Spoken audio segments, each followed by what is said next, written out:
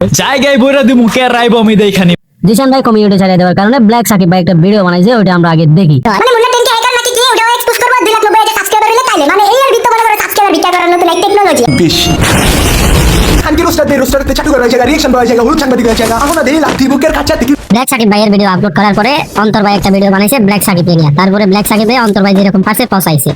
রোস্টারে থাকবো ভালো, রোস্টার ভালো না তাইগা তারা দিছে একে অপরের পিছে আঙ্গুল ঢুকাই। তো এরপর আসি জিশান ভাই ওয়াইটি নিয়ে। জিশান ভাই ওয়াইটি হচ্ছে একজন বোকাসুদা কমিউনিটি ছেড়ে চলে যাবো। বোকাসুদা পরে করছে কি 10 লাখ সাবস্ক্রাইবারের চ্যালেঞ্জ দিছে। বোকাসুদা সাবস্ক্রাইবার গেইন করতে পারে না, সাবস্ক্রাইবার গেইন করবো ভিডিও দিয়া।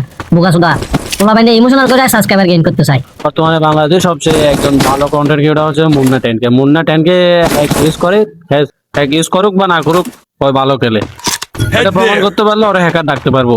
তারপর যদি প্রমাণ না করে ওরা হ্যাকার বলবো কেমনে? তো হ্যালো, ওয়েলকাম ভাই ব্রাদার। আমাদের 100 সাবস্ক্রাইবার হতে আর মাত্র 23টা সাবস্ক্রাইবার লাগে, অবশ্যই সাবস্ক্রাইব করে দিও। Tata, good bye.